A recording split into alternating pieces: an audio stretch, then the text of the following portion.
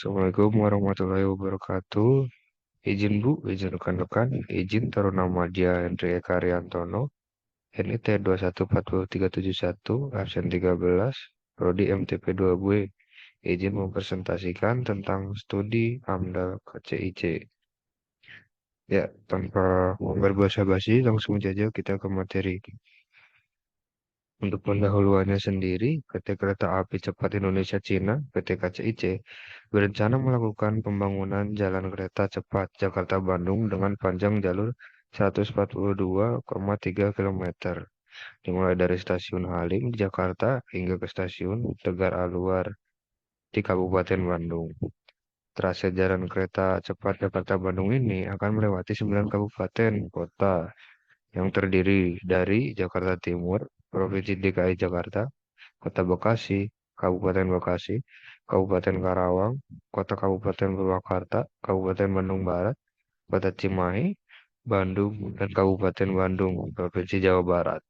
Dan akan terdapat sebanyak 3 stasiun, Halim, Karawang, Walini, dan 1 Tegaluar, stasiun tambah Dipo. Lahan yang akan digunakan untuk pembangunan kereta cepat adalah dengan memanfaatkan sisi kiri ataupun sisi kanan ruang milik jalan Rumija, Tol Jakarta Cikampek, Tol Cipularang, Tol Purbalunyi, lahan PTPN 8, kawasan hutan produksi, dan lahan milik masyarakat. Dalam setiap pembangunan proyek, pasti akan ada dampak yang ditimbulkan dari proyek tersebut. Dan saat pengerjaan proyek tersebut, dampak yang ditimbulkan dari proyek KCIC ini, yang pertama ada banjir dan juga longsor. Mengenai kondisi banjir yang diduga disebabkan oleh proyek kereta cepat, Mirja atau salah satu petugas yang mengamati tentang AMDAL ini menyebut jika banjir tersebut memang disebabkan oleh proyek kereta cepat, maka KCIC melalui konsorsium kontraktor akan bertanggung jawab untuk penanganannya. Selain itu, menjadi kekhawatiran warga saat turun hujan, air akan masuk ke dalam retakan tanah dan berpotensi pada banjir bencana longsor, termasuk juga adanya ketidaknyamanan yang dirasakan warga yang berada di zona merah karena mereka terancam dengan banjir ini.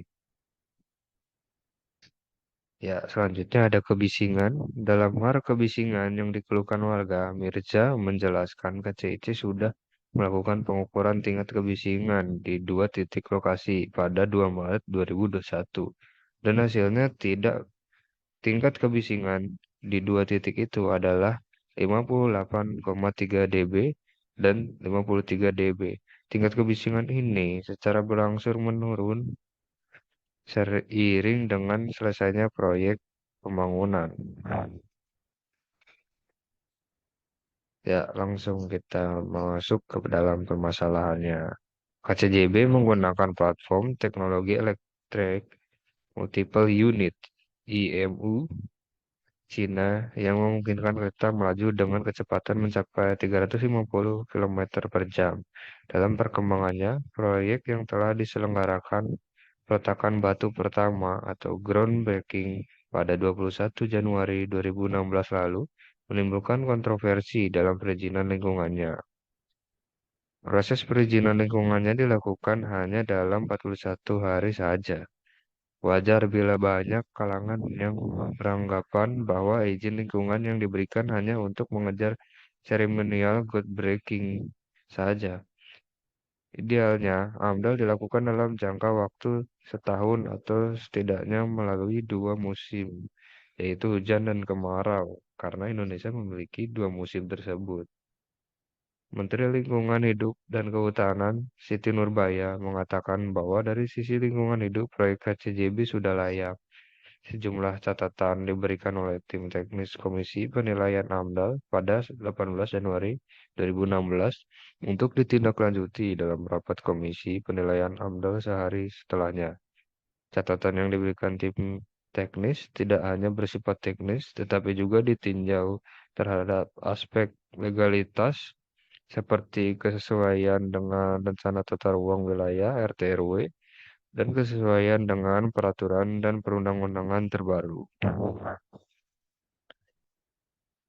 Kaji keganjilan yang mendasar dalam proses perizinan lingkungan KJB adalah pada saat ditetapkan revisi RT/RW tingkat provinsi maupun kabupaten atau kota belum selesai dilaksanakan.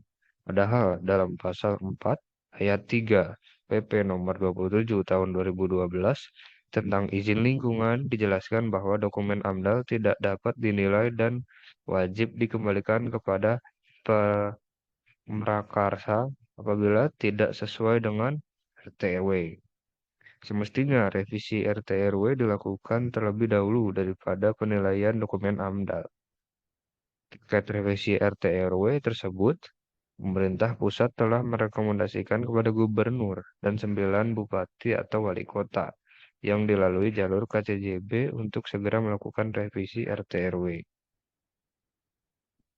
Pencegahan masalah yang dapat dilakukan untuk proyek KCIC ini adalah rencana pembangunan KCJB perlu dilihat dari berbagai sisi, baik dampak positif maupun dampak negatif yang ditimbulkan. Namun proses perizinan lingkungan pembangunan KCJB yang dilakukan dalam waktu singkat dikhawatirkan akan merusak tatanan perizinan lingkungan di Indonesia. Bukan tidak mungkin pengabaian terhadap kualitas dokumen AMDAL dan prosedur perizinannya lingkungan akan semakin marak terjadi di masa mendatang. Izin lingkungan pembangunan KCJB semestinya dilakukan secara berjenjang dimulai dari revisi RT/RW, penyusunan dokumen AMDAL, penilaian dokumen AMDAL dan bermuara pada penetapan kelayakan lingkungan serta izin lingkungan yang diselenggarakan secara transparan dan dapat dipertanggungjawabkan secara ilmiah. DPR RI melalui komisi terkait perlu mendorong pemerintah agar menerapkan azas kehati-hatian dalam menerapkan izin lingkungan pembangunan KCJB. Bila diperlukan, pemerintah dapat menelaah kembali izin lingkungan yang telah diberikan jika ditemukan hal yang menyalahi aturan peraturan perundang-undangan dalam proses perizinan tersebut. Ya, mungkin cukup sekian presentasi yang bisa saya lakukan. Mohon maaf bila masih ada kesalahan berkata. Terima kasih atas perhatiannya. Wassalamualaikum warahmatullahi wabarakatuh.